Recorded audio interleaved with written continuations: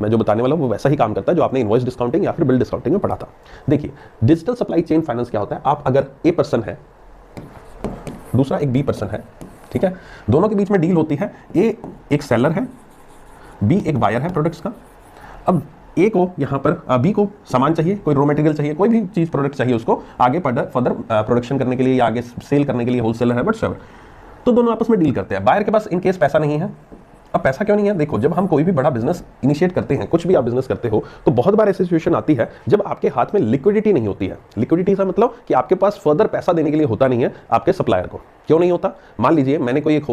एक जूतों की दुकान ओपन की है, ठीक है, मैंने पीछे से होलसेलर से माल उठाया और आगे मैं रिटेल में कस्टमर को बेचता हूं। अब रिटेल में जो मैं कस्टमर को बेच रहा हूं, मान लीजिए डेली बेसिस में 10,000 का सामान बेचता हूं, जिसमें से 5,000 रुपए की मेरी रोज उधारी हो जाती है, मेरे पास 5,000 रुपए ही जेब में आता है। अब मेरा स्टॉक तो जो हुआ डाउन हुआ, मेरा स्टॉक कम हुआ तो 10,000 अमाउंट का हो गया, लेकिन मेरे पास पैसा उस वक्त 5,000 पे है। अब मुझे वो 10,000 के स्टॉक की पूर्ति करनी है कि नहीं करनी, अगर नहीं करूंगा तो नेक्स्ट डे जो कस्टमर आएंगे उनको मैं क्या प्रोडक्ट दिखाऊंगा, ठीक है, उनको वो प्रोडक्ट चाहिए, मेरे पास तो है नहीं, मुझे खरीदना तो पड़ेगा पीछे से माल, जेब में मेरे 5,000 पे है, ठीक है, तो मैं यहां पर होलसेलर को बोलूंगा कि सर मेरे पास 5,000 पे है, मुझे सामान 7,000 का चाहिए, ठीक है, तो 2,000 रुपये आप उधारी कर लीजिए,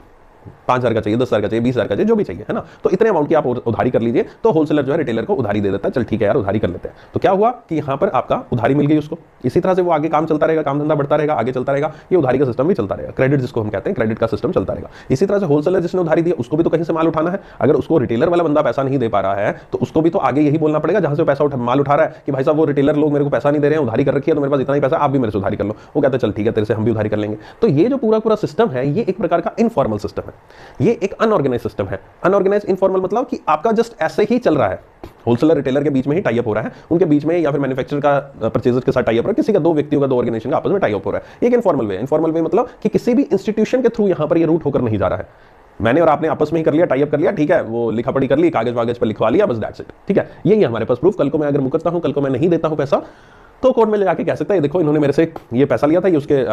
ये इन्होंने मेरे से स्टॉक लिया था, सामान लिया था, उसका ये बिल है और इन्होंने मुझे इतना पैसा मेरे पास दिया है, बाकी पैसा इन्होंने नहीं दिया, ये मेरे अकाउंट स्टेटमेंट में रिफ्लेक्ट हो रहा है, ठीक है। तो ये चीज प्रूव करके आप कोर्ट में चैलेंज कर सकते हो।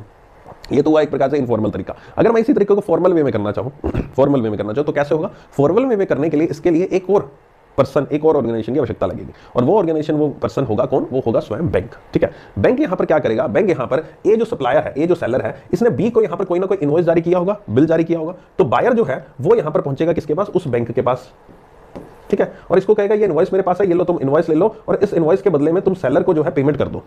ठीक है। अब ये बैंक इसके बदले में पेमेंट क्यों करेगा, क्योंकि बैंक को यहां पर ये जो बायर है ये कमीशन देगा कि अभी मेरे पास पैसा नहीं है, ठीक है, वो मेरे से डायरेक्टली उधारी कर नहीं रहा है, इसके लिए मैं आपके पास आया हूं, आप मेरे बिहाफ पर उसको पैसा दे दो, मैं आपको उसके बदले में कमीशन दे दूंगा जो भी आपका बनता है, ठीक है। अब जब लेटर ऑन जब यहां पर आपका एक बार ये पैसा दे दिया जाएगा सेलर को, तो लेटर ऑन जो बैंक है वो बायर से विद इन टाइम, एक समय दे देंगे आपका, कुछ समय बाद, कि 2 महीने बाद, 3 महीने बाद, ये दोनों आपस में बात कर लेंगे, एक समय बाद बैंक यहां पर बायर के पास जाएगा और कहेगा ये आपके बिहाफ पर मैंने पेमेंट करी थी, लाओ भाई मुझे अब मेरा पैसा चुका दो, तो बायर जो है वो बैंक को पैसा चुका देगा, ठीक है। तो ये पूरा जो सिस्टम है जो मैंने अभी आपको बताया, इसी सिस्टम को हम सप्लाई चेन फाइनेंस कहते हैं। सप्लाई चेन फाइनेंस क्यों कहते हैं, क्योंकि ए ने बी को यहां पर सप्लाई किया है, यहां पर सप्लायर जो है यानी कि सेलर जो है उसको बैंक के द्वारा फाइनेंस किया गया, यानी कि बैंक ने सप्लायर को पैसा दिया है, इसके लिए इसको यहां पर सप्लाई चेन फाइनेंस कहते हैं। सप्लाई को यहां पर फाइनेंस करना, that is the supply chain finance, ठीक है। इसी तरह से एक और फाइनेंस होता है और उसको कहते हैं डिस्ट्रीब्यूशन फाइनेंस। जिस तरह से सप्लाई चेन होता है ना, इसी तरह से एक और टर्म होती है जो इसके जस्ट अपोजिट होती है, उसको कहते हैं डिस्ट्रीब्यूशन फाइनेंस।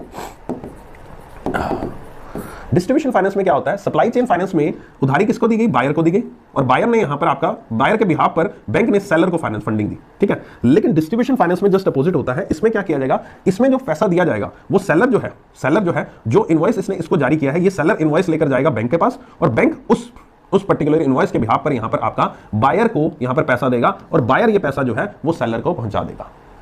इस तरह से, मतलब वो चेन इस तरह से हुई कि इसमें सेलर को डायरेक्ट पैसा पहुंचा, इसमें पैसा जो पहुंचेगा वो यहां पर बायर को पहुंचेगा, ठीक है। तो उसको हम डिस्ट्रीब्यूशन फाइनेंस कहते हैं। बात वही की वही आती है, लेकिन इसमें जो है सेलर को पैसा चाहिए, तो इसलिए वो यहां पर आपका बैंक के साथ टाई अप करता है, तो इसमें कमीशन जो देगा वो सेलर देगा, इसके अंदर कमीशन जो दे रहा था बायर दे रहा था, क्योंकि इसमें सेलर को जरूरत है। बायर कहता मैं तो पेमेंट देने के लिए तैयार हूं, मैं तो पेमेंट नहीं दे रहा, लेकिन आप मेरे से उधारी कर लो, बैंक को इन्वॉल्व नहीं करना चाहता। सेलर कहता है नहीं यार ऐसा नहीं, मैं तेरे को उधार नहीं देता, मैं तेरे को अरेंज करा देता हूं, कोई बात नहीं, मैं कमीशन दे दूंगा, टेंशन मत ले, ठीक है। तो उस केस में यहां पर आपका डिस्ट्रीब्यूशन फाइनेंस कहलाता है, और जो मैंने अभी आपको बताया that is the supply chain. तो दो तरीके के चेन फाइनेंस होते हैं, डिस्ट्रीब्यूशन और द सप्लाई चेन फाइनेंस। अब उन चीजों को डिजिटल वे में करना, ऑनलाइन वे में करना, बिना किसी पेपर वर्क के करना, पेपर वर्क होता है ऑब्वियसली, लेस पेपर वर्क के करना, ऑनलाइन सब चीजें उपलब्ध रहेंगी, ताकि अब देखो यार कितने सारे डेली बेसिस पर, अब एक तो हम सोचते हैं